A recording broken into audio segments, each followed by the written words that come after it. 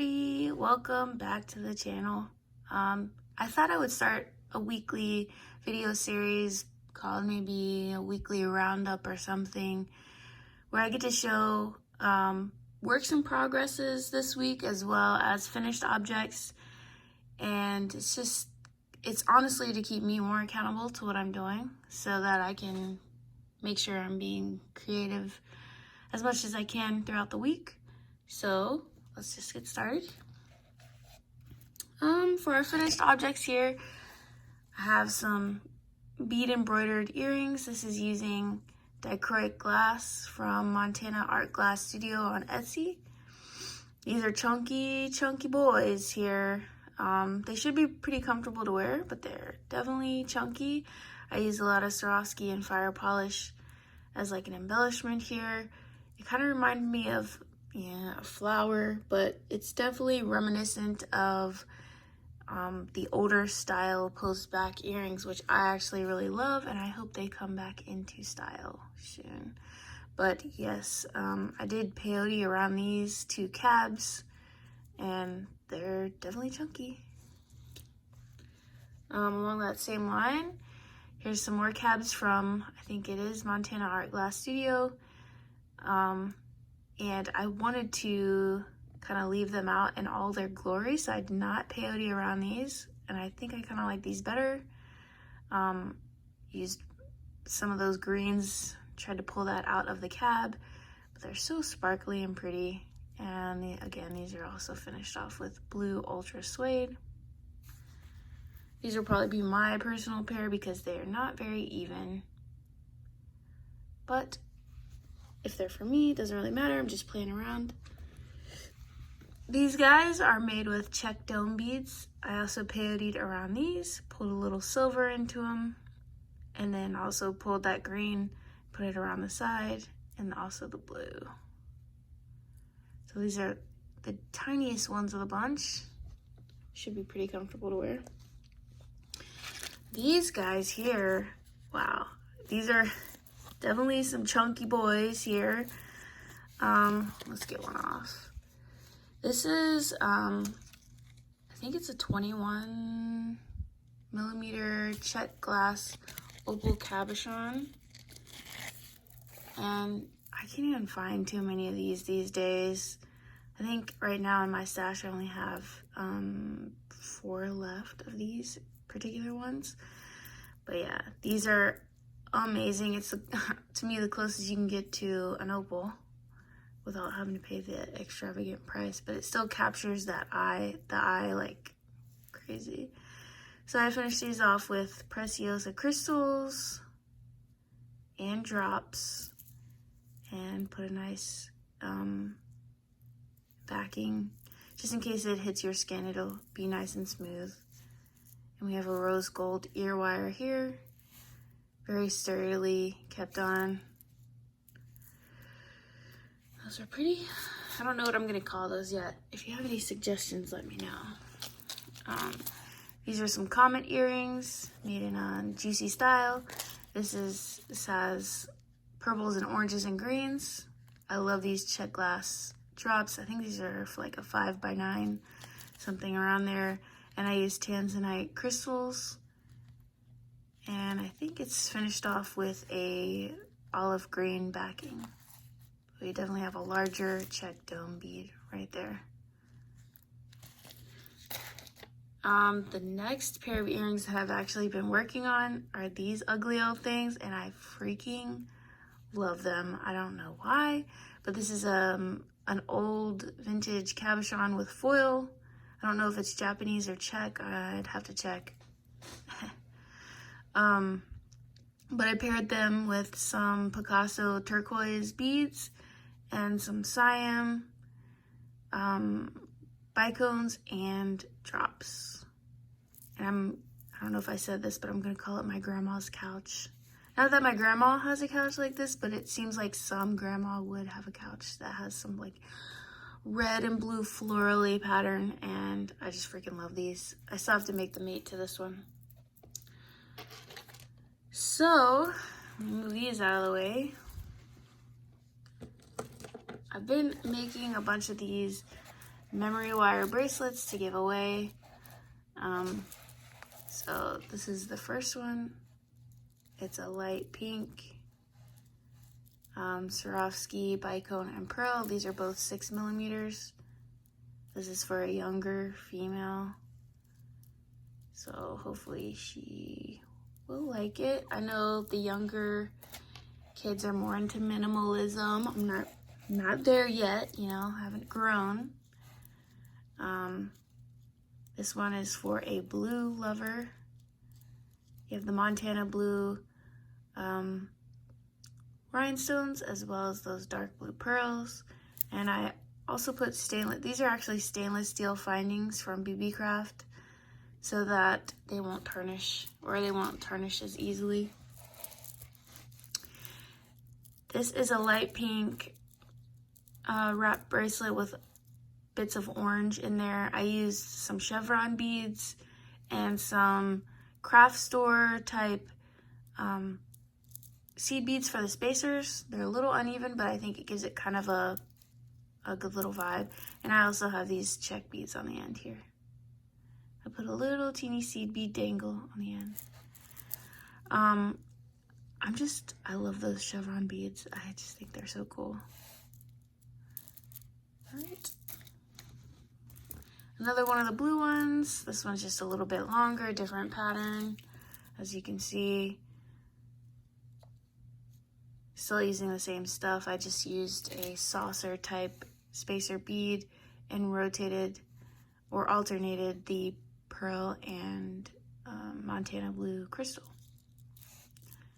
That should be pretty. And I also added some of the chevron beads in a blue color. This one is an ode to my home state, West Virginia, gold and blue. These are some giant 14 millimeter Swarovski, I think it's in sapphire satin. But they're also using the stainless steel beads and bead caps, so hopefully it will stay nice for a while. And I'm using some of the Picasso finish fire polish here, as well as the stone finish and just the mustardy yellow color. So it's not that big bright, you know, golden blue like we're used to, but it's a more subdued version. And we have those Swarovski crystals as the focal. So this one I might end up keeping because I freaking love green. It's along that same line as the last bracelet, but in a green color. We definitely have the stone finish looking turquoise up there, along with this olive-ish green color. And I used olivine AB 14 millimeter Swarovski crystals for the focal, along with stainless steel beads. So this has got some weight to it. But I just love the colors, and I might be keeping that for me. Last but not least, for works in progress. This necklace has been a long time coming. I don't know if you guys recognize this pattern, but this is a riff, I guess, off of the Jill Wiseman Fireworks necklace, where you start with a beaded netted base here, and I used a matte chocolate seed bead there in 2 sizes. I believe it's an 8 and 11, and I'm using a antique bronze looking clasp. And I actually made it so her original pattern, I think, was 1 less loop, and I wanted it wider, so I made it wider, which was probably a mistake because I've been working on this forever. As you can see, every single loop back here has an embellishment, and these are Swarovski pearls that I made my own mix from because I didn't have enough freshwater pearls, although I do think the freshwater pearls would look better. But yes, I need to finish this, and you folks need to keep me accountable because she's a beast. Like, just a straight up beast. And when you're doing these fringes, so you go like up and down and stuff, it just seems like your thread gets caught on every single thing, like your nose, your ear, you know, you can't wear any rings while you're doing this. It's just every single thing on here will catch your thread. So it's just been a long time coming on this necklace, but once it's done, it will be stunning. I mean, her design is obviously breathtaking, you know, but I just haven't been working on it like I should, so definitely gonna need some help with that, some motivation. Let's see, what else do I have? Not much else in the way of finished objects this week, but I would like to do a little bit of an artist spotlight. I collect artist pieces myself as well as create them. So this week I would like to showcase a piece by Deborah Glasser. I got this from her Etsy site. You'll see it right there, etsy.com/shop/Deborah Glasser 1, and I'll link it down below. But look at this stunning necklace. Let's see, I'll take you out a little bit. It's a seashell necklace that she has bead embroidered. Let me take you a little, I'll set you down. So she has embellished this stunning freaking necklace. Do you see all the peyote, all the picos, all the pearl accents, all the seed bead coral, the little teeny beads up here, the crystal, coral, actual coral piece here. I mean, look at this. Like, what is that? Like, why? How? You know, like, how amazing are some people's talents? And this is definitely up my style because it's like, look, there's rocks in here. I mean, geez. The freaking artistry on this is amazing. And so look, the entire back is ultra suede so that it doesn't catch on your clothing at all. And I haven't had a chance to wear this puppy out yet because COVID, you know. But wow, that is so stunning. And she also sent me a pair of these shell earrings to match. So obviously the necklace is the star of the show. I think the earrings match perfectly. And beautiful work, Deborah. I'm a big fan. I will treasure this piece forever. Hopefully if one day I have a daughter, she'll be a girly girl, or, well, it doesn't matter if she is or not, but I would pass this down to her or my son if he's into that. So, wow, this is definitely, that's just definitely a stunning piece. Thank you so much. But share with me your works in progress, your finished objects, what you've got going on this week.